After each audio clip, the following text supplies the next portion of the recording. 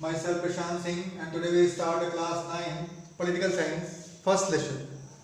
What is democracy and why is democracy? है ना? यहाँ पे both are the question. What is democracy and why is democracy?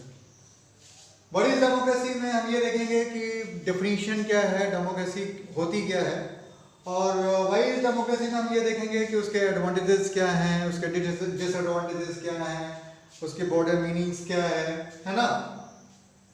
तो चलिए let us start with the what is democracy.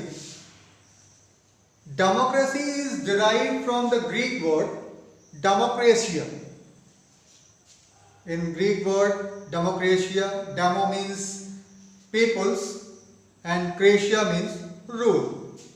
Yani democracy is ruled by the people. According to this, democracy is ruled by the people. जहाँ जनता का शासन हो वही क्या है, democracy है. इसके लिए अब्राहम लिंकन ने एक डेफिनेशन दी थी. According to Abraham Lincoln, democracy is the form of government of the people, for the people and by the people. ठीक है, जहां जनता के लिए शासन हो वो क्या है, डेमोक्रेसी है. तो यहाँ पे जो सिंपल डेफिनेशन सामने आती है डेमोक्रेसी की, वो ये आती है कि democracy is the form of government in which rulers are elected by the people. ठीक है, यानी डेमोक्रेसी एक ऐसा फॉर्म ऑफ गवर्नमेंट है जहां पे जो शासक हैं वो इलेक्टेड बाय द पीपल्स होने चाहिए. ठीक है, अब इसमें कुछ हिडन वर्ड्स हैं इस डेफिनेशन में, जो की वर्ड्स हैं जो कि हमको जानना जरूरी है कि what is the form of government, who are the rulers, and what type of election, and who are the peoples involved with the democracy. ठीक है, तो फर्स्ट फीचर पे आते हैं कि रूलर्स कैसे होने चाहिए भाई. अगर रूलर्स शासक कैसे हों, जैसे अभी एंशिएंट टाइम में क्या होता था कि रूलर जो होते थे वो हेरिडिटरी पोजीशन पे होते थे, जिसको हम कह सकते थे मोनार्चीज कहते थे. ठीक है, फिर डिक्टेटरशिप हुए, है ना.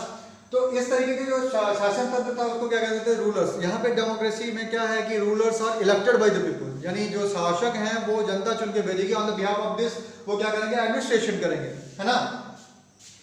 दूसरी चीज आती है कि इलेक्शन प्रोसेस कैसा हो भाई. इलेक्शन फ्री एंड फेयर होना चाहिए, एवरी पर्सन इज को वोटिंग राइट्स मिलना चाहिए, है कि नहीं. ये सारी चीजें आपकी इलेक्शन के थ्रू आती हैं कि election free and fair manner में हो, कोई गड़बड़ी ना हो उसमें, है कि नहीं.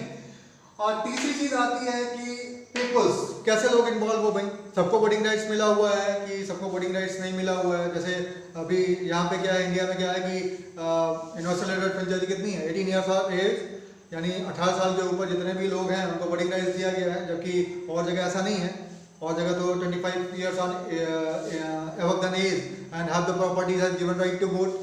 लेकिन यहाँ पे इंडिया में क्या है, 18 ईयर्स ऑफ एज जो भी पूरी कर लेता है have given right to vote, चाहे वो अमीर हो, चाहे गरीब हो, चाहे किसी भी कैटेगरीज का हो, है कि नहीं. तो यहाँ पे ये दिखाता है कि पीपल्स कैसे हों, है कि नहीं. और अगली चीज आती है कि फॉर्म ऑफ गवर्नमेंट क्या हो, डेमोक्रेटिक फॉर्म ऑफ गवर्नमेंट हो कि non democratic form of government हो, कैसी गवर्नमेंट हो. ठीक है, इन सारी चीजों को जानने के लिए let us consider with each of these question with the help of example. चलिए हम कुछ एग्जांपल के थ्रू इसको समझने की कोशिश करते हैं. ठीक है, पहला एग्जांपल हम लेते हैं पाकिस्तान का. ठीक है, यहाँ पे एक टॉपिक आता है कि major decisions by elected leaders.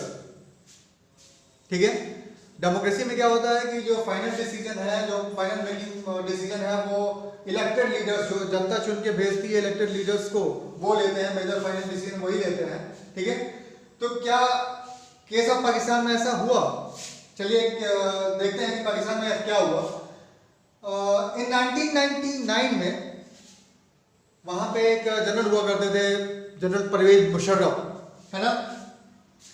General ने क्या किया कि एक मिलिट्री कूप किया. मिलिट्री कूप का मतलब होता है सैनिक तख्ता पलट, यानी वहाँ पे जो गवर्नमेंट थी उसको हटा करके वहाँ पे एक डिक्टेटरशिप कायम की. मिलिट्री लीडर्स ने, जनरल ने, उनका नाम था परवेज मुशर्रफ. तो एक मिलिट्री कूप हुआ जनरल परवेज मुशर्रफ के द्वारा अक्टूबर 99 में, और उन्होंने क्या किया कि वहाँ पे डेमोक्रेटिकली इलेक्टेड गवर्नमेंट थी उसको ओवरथ्रो कर दिया। ओवरथ्रो करने के बाद उन्होंने डिक्लेयर किया अपने आप को क्या, वहां का चीफ एग्जीक्यूटिव। क्या डिक्लेयर किया अपने आप को? Chief executive. और चीफ एग्जीक्यूटिव बनने के बाद later the change the designation for the president, और फिर अपना डिग्नेशन चेंज करके वो क्या बन गया, वहां के प्रेसिडेंट बन गए। ठीक है, प्रेसिडेंट बनने के बाद इन 2002 में उन्होंने एक रेफरेंडम कराया। रेफरेंडम का मतलब होता है जनमत संग्रह। जनमत संग्रह में क्या होता है कि जैसे पीपल्स ओपिनियन ली जाती है कि किसी बेसिस पे, किसी क्रूशियल मैटर पे कि यस या नो में ली जाती है। जैसे कश्मीर के मुद्दे को ही, जो कश्मीर पाकिस्तान चाहता था कि जो वहाँ के नागरिक हैं, सिटीजन्स हैं, उनसे यस या नो में क्या कराया जाए, रेफरेंडम कराया जाए कि वो पाकिस्तान में रहना चाहते हैं कि इंडिया में रहना चाहते हैं। तो इस तरीके का जो यस या नो में जो ओपिनियन लिया जाता है उसको क्या कहते हैं, रेफरेंडम कहते हैं। तो इस तरीके से 2002 में पाकिस्तान में एक रेफरेंडम कराया गया, और रेफरेंडम के थ्रू जो प्रेसिडेंट का पद था, granted him to the 5-year extension, 5 साल का इनको क्या क्या कर दिया गया, इनके जो प्रेसिडेंट का पद था उसको और बढ़ा दिया गया इस रेफरेंडम के थ्रू, है ना।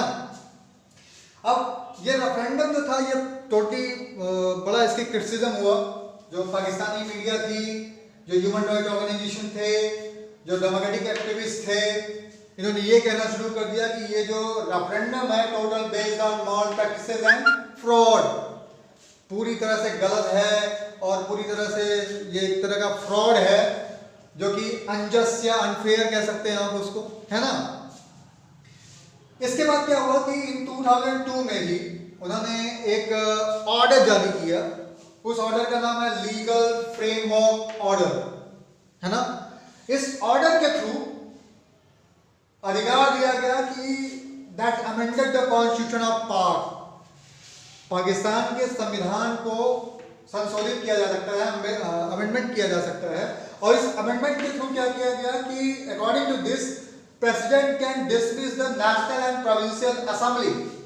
ठीक है, राष्ट्रपति को यह अधिकार दिया गया कि वो क्या कर सकता है, डिसमिस कर सकता है नेशनल असेंबलीज को, जो प्रोविंशियल असेंबलीज है, जो स्टेट में जो असेंबलीज है उसको भी डिसमिस कर सकता है वो। ठीक है, और एक और चीज थी इसमें कि जो वर्क ऑफ सिविलियन कैबिनेट जो बनाई जा रही है, जो कैबिनेट मिनिस्ट्री बनाई जा रही है, वो सुपरवाइज किसके द्वारा होगी, एक काउंसिल के द्वारा होगी। और उस काउंसिल का नाम क्या था, नेशनल सिक्योरिटी काउंसिल, है ना। ये जो नेशनल सिक्योरिटी काउंसिल थी, इसमें ज्यादातर लोग कौन थे, dominated by the military officers. इसमें सारे के सारे कौन थे, मिलिट्री ऑफिसर्स थे। यानी जो कैबिनेट थी, जो वर्क ऑफ सिविलियन कैबिनेट थी, वो सुपरवाइज की गई किसके द्वारा, नेशनल सिक्योरिटी काउंसिल के द्वारा। और नेशनल सिक्योरिटी काउंसिल में कौन से लोग थे, ओनली मिलिट्री ऑफिसर्स, है ना। तो ये जब लॉ पास हो गया, यानी लीगल फ्रेमवर्क ऑर्डर जो था, जो अमेंडमेंट किया गया पाकिस्तान के संविधान में, इसके थ्रू क्या हुआ कि ये जब लॉ पास हो गया तो पाकिस्तान में इलेक्शन कराया गया। इलेक्शन कराया गया तो जाहिर सी बात है कि रिप्रेजेंटेटिव चुने गए, लेकिन फाइनल पावर किसके हाथ में था, final power with the hand of military officers and Parvez Musharraf himself, है ना। परवेज मुशर्रफ और जो मिलिट्री ऑफिसर्स है उनके हाथ में पूरी पावर थी। ठीक है, डिसीजन मेकिंग पावर किसके हाथ में थी, military officers and Parvez Musharraf, है ना। अब यहाँ पे क्या हुआ कि बहुत सारे रीजन सामने आते हैं कि क्या why Pak under general Parvez Musharraf not called democracy, क्यों जनरल परवेज मुशर्रफ की जो अंडर में जो गवर्नमेंट थी उसको हम डेमोक्रेटिक क्यों नहीं कह सकते भाई, क्या रीजन है। यहाँ पे ruler are elected by the people, yes, वहां पे रूलर जो है इलेक्टेड बाय द पीपल थे, लेकिन फाइनल पावर किसके हाथ में था, जो मिलिट्री ऑफिसर्स थे, जो प्रेसिडेंट थे उसके हाथ में था। तो यहाँ पे रूलर तो इलेक्टेड हो रहे थे, लेकिन जो रिप्रेजेंटेटिव थे उनके हाथ में पावर नहीं थी, जिसको हम डेमोक्रेसी कह सकते हैं, नहीं कह सकते, है ना। तो इसके लिए पहली फीचर जो सामने आती है वो ये आती है कि in democracy the final decision making power must rest with those elected by the people. यानी डेमोक्रेसी में जो फाइनल डिसीजन मेकिंग पावर होनी चाहिए वो किसके हाथ में होनी चाहिए, जो कि इलेक्टेड बाय द पीपुल है, जो representative elected by the peoples हैं, जो चुन के जा रहे हैं, उनके हाथ में फाइनल डिसीजन की पावर होनी चाहिए। सम फ्यू हैंड के हाथ में नहीं होनी चाहिए कि जैसे परवेज मुशर्रफ और मिलिट्री ऑफिसर्स का था कि पाकिस्तान के केस में सारी जो अधिकार थे, जो पावर थे, उन्हीं के हाथ में थे। जो रिप्रेजेंटेटिव चुन के गए थे उनके हाथ में कुछ नहीं था, है ना। तो इस तरीके से जो पहली पिक्चर सामने आई क्या, कि in democracy the final decision making power must rest with those elected by the people. ठीक है, आज का सिर्फ इतना ही। नेक्स्ट वीडियो में हम फिर डिस्कस करेंगे अगले फीचर्स के बारे में। Thank you very much.